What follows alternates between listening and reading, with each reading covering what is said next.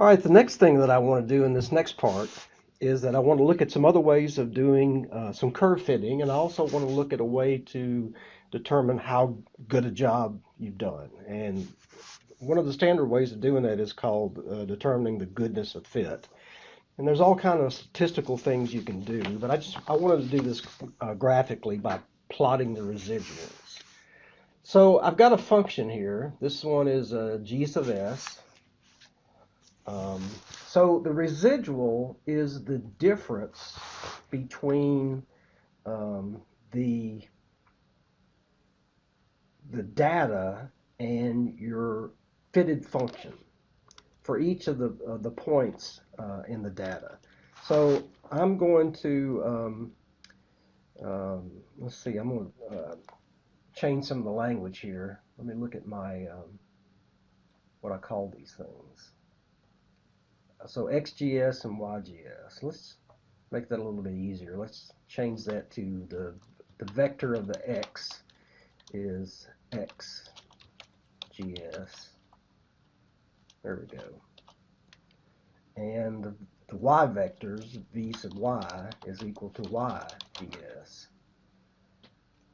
And let me figure out how many numbers, how many I've got. So this will be rows XGS.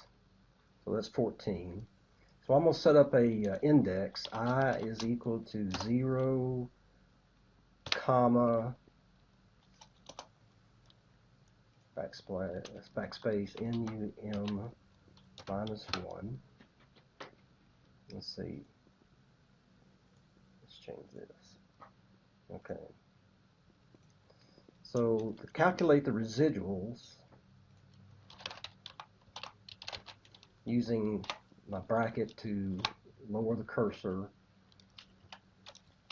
shift semicolon is equal to Vy sub I minus, let's see what my function was again, GS X, I'm sorry, GX Vx sub I. Let's see if I get an answer. Yeah, so I got an answer there. So these are my residuals. So that's, again, the difference between the fitted function and the actual data that you got. All right, and some people like to plot this according against the standard error. So let me figure out what that is. There is a function, functions, let's see if it's under statistics. There it is, standard error of the Vx, Vx, Vy. And there should be a number, basically 0.5. So if I wanted to plot a standard way of looking at standard, I'll create a variable is residuals, SIDUALS, divided by the standard error. Okay. And let me just do a quick plot here. XY plot. I'm going to plot the standard error versus V sub X. Let's see if I get anything. So since I can't double click it and get to the little wizard, I'll have to do this the hard way. Trace line, no line. Okay, let's blow this up a little bit so we can see it better. So ideally, what you want when you look at the residuals is that you want a random pattern. You want about half of them above the line. You want about half of them below the line. You're looking for any patterns. If you see a pattern, then that means it's not random. There's some sort of bias in there that you may need to go to another curve fitting routine to try to get out. But this one looks pretty good. The only thing I see is that uh, the the fitting gets better as you move closer to 1, which kind of makes sense because I had more points. So that's probably That probably makes sense. So this is the way you can do that. You also, I think, can just plot the residuals. Let's see if got this. Nope, didn't spell that right. No capital, lowercase. See if that works. There we go. So you can see it's the same thing. The only thing dividing by the standard error does is that it normalizes and scales your plot. But basically, it's the same thing. All right, so let's move on to another curve fitting technique. Um, so this one is an exponential function. So the function, let me just write it out here. So I'm going to use the control equal. So when I do that, it tricks Mathcad into not trying to evaluate anything. So I'm going to have a couple of coefficients. Let's use a times e, and let's raise that to the b times x power plus a coefficient so that we can move that thing left and right as we need to. So I'm going to make some guesses. I'm going to say, let's say A is equal to 2, B is equal to 2, and C is equal to 2. Since these are numerical techniques, and the particular techniques tend to be iterative, so it's a search routine where it takes a function and it tries to minimize it, fit it under certain criteria. So it just depends on which function that you're looking at. So I'm going to create a guess vector. It's going to have 3 elements in it, A, B, C, and it should be 2, 2, 2, and it is. And then I'm going to create another variable, E, and I'm going to call up the exponential, let's see where it's at. Let's see, here, there it is, exponential fit. And it's got some arguments that I need to add to it, so it's going to be x, gs, y, gs, and then I'm going to use my guess to come up with the fitting parameters, and hopefully that'll do it. There we go. So now it's given me 3 parameters where it's iterated through a solution, and it's found that these 3 parameters will best fit my curve. So I can't graph this because all I've got is a vector, and what I'm looking for is a function, so I have to turn this into a function. So I'm going to call this the exponential fit function, and I'm going to give it some values, let's say e comma 0, which will give me that first value up here in the vector. And then following this right here, I'm going to multiply that times e, and I'm going to raise it to the e bracket 1, right shift my cursor, times x, move the cursor right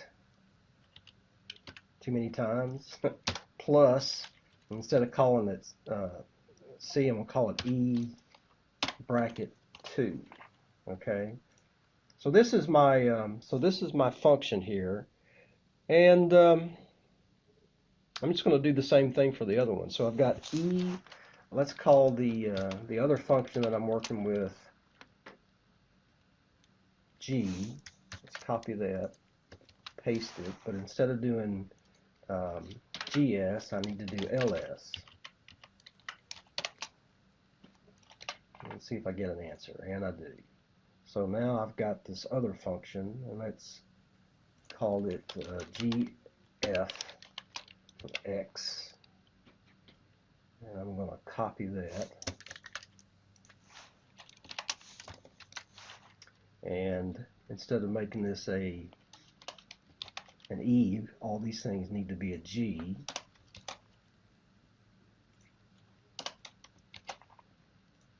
Okay. All right, now let's graph this thing, and let's see what it looks like. I need to do a chart component so I have a lot more control over how it looks. So again, since I'm going to be plotting a couple of three things, let's right click my mouse, and X expression would be XGS, and now I'm just plotting the data. So right click Y, YGS. All right, let me go ahead and fix that. Again, the default is a line, but I don't want a line. I want symbols, and I like round symbols. There we go. Okay, so now I'm going to plot another functions. I'm going to plot these two power functions here. So that's one of my data. I need to plot the other data. So let me insert an X. So this would be XLS. This would be YLS. Should get a plot again. I don't like that. So let me go to 2. And while I'm at it, let me change the name of this. So this would be local shear.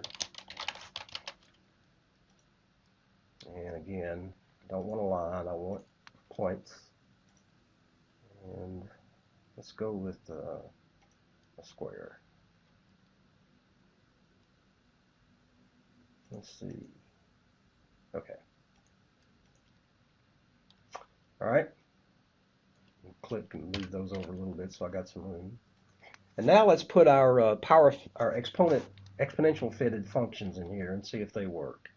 So I've got right click, X expression will be X, and then the Y expression will be EF of X. And you can see it looks pretty good. It's just that my range is way out. So let me fix that. So this would be my y-axis set up, user defined. Again, I want it, the minimum I want it -5, and the maximum I want at 0. There we go. All right. So next, I'm going to do the other one,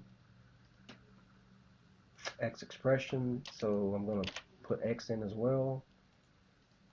And my Y expression, instead of EF, I'm going to put GF.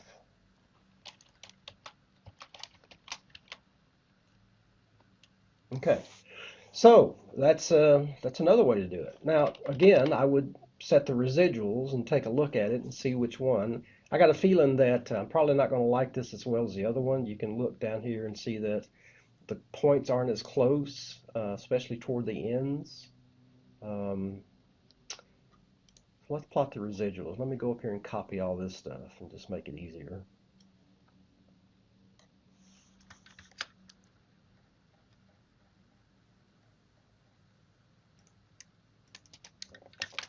And Control F.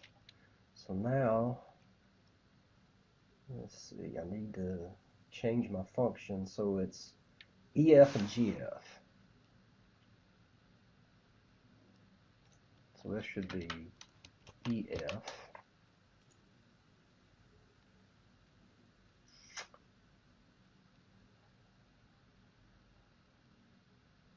And let me, the standard error doesn't change. It's the same because I'm doing the original data. So that should stay the same. So let's plot EF and the standard and just see what we come up with. So I'm going to insert an XY plot, and I'm going to plot, where did I plot the last time? I plotted the residuals versus v sub x. So let's do the same thing.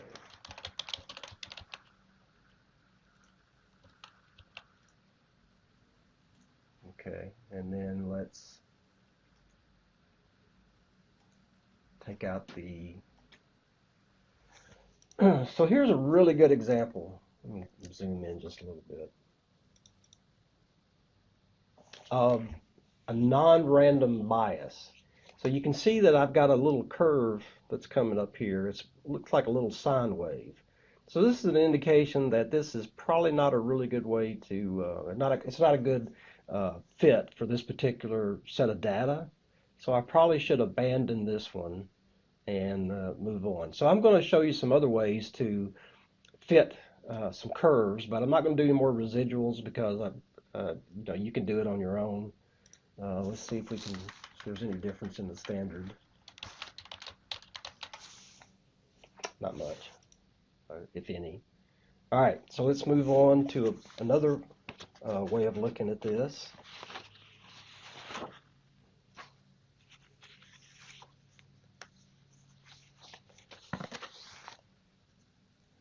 So this one is this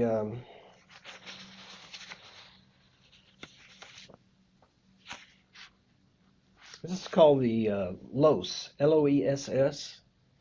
So I'm going to create a couple of variables here. So I'm going to call this LOESS1, and I'm going to call my function. Let's see if I can find it. So it's under curve fitting. There it is. LOESS, and I need to give it some value. So I'm going to give it XGS, YGS. And this last variable is called a span, and so generally they recommend use 0.75. All right. So I'm going to create a function, LOESS1 sub x, shift colon, where I use what's called the interpretive function. So in this particular curve fitting thing, again, I don't have a function, and so what LOESS does is that it passes the fitting parameters to then a function called interp, interpretive. So let me see if I can find where that would be. I think it's under curve fitting and smoothing. That's intercept. Not under solving. Design of experiments.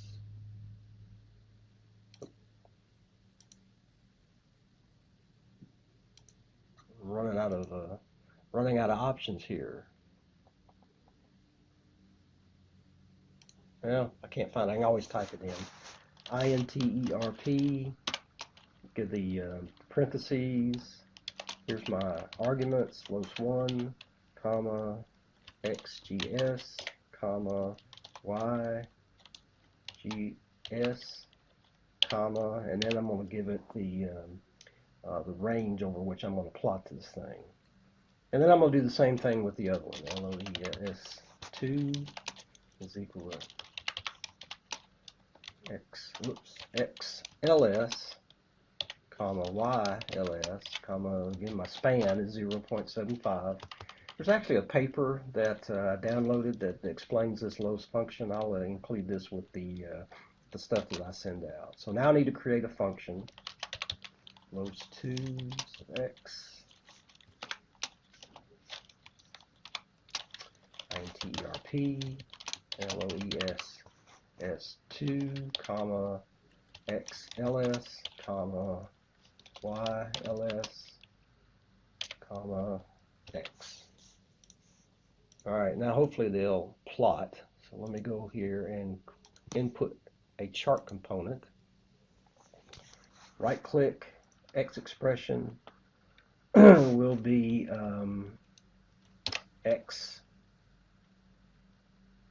Actually, let me go ahead and plot the data. So that should be XGS. And the next one should be YGS. And let me hit my enter key a few times and take it down so we can see the whole thing. There we go. I'll wait until a little bit to change all this stuff. So XGS, right click, X. This would be XLS. Y expression would be YLS. There we go. Well, now I'm going to plot my LOS function. So I'm going to right click, and my domain's going to be X. Right click my Y expression. My range is going to be, let's call it LOS1. LOESS1 X. There we go. And let's do another one.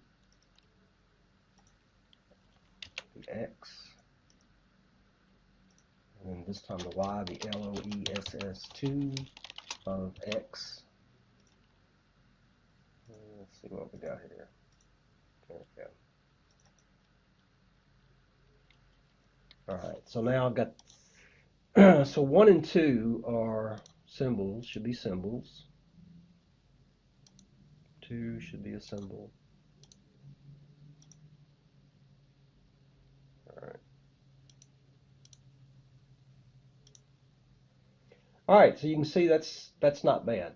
That's not bad. The one thing that you have to be careful about when using this LOS function is that LOS is basically, like I said, it's a locally weighted curve fitting function, which means that it's kind of sensitive as to what's going on at the end.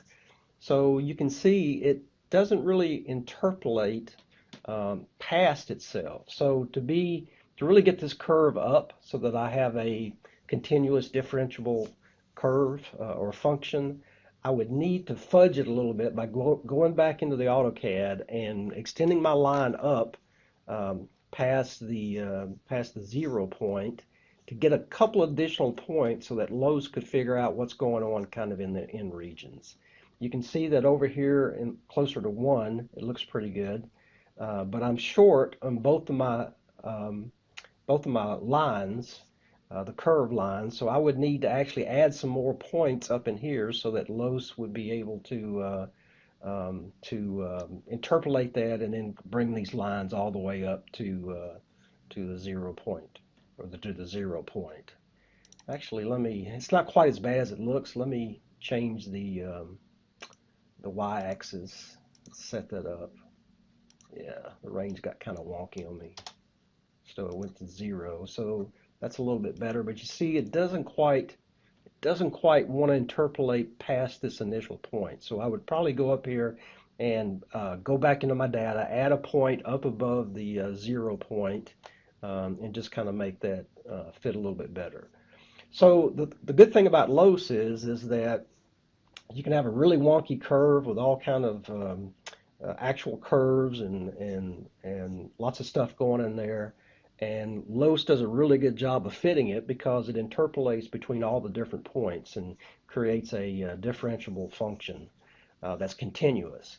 I've got another couple of videos that I want to do on the LOS function to kind of illustrate this point. And I'll be talking about those. But that's kind of what I really wanted to cover today. There's another curve called GenFit that uses a function and then the first and second derivatives of that function, which in some cases can work out pretty good. In this particular problem, it didn't work out really good at all. I actually went ahead and plotted it, and it wasn't even close. Didn't make a very good fit at all. So I'm going to stop this video here, and I'm going to publish them, and then next time we'll move on to another topic.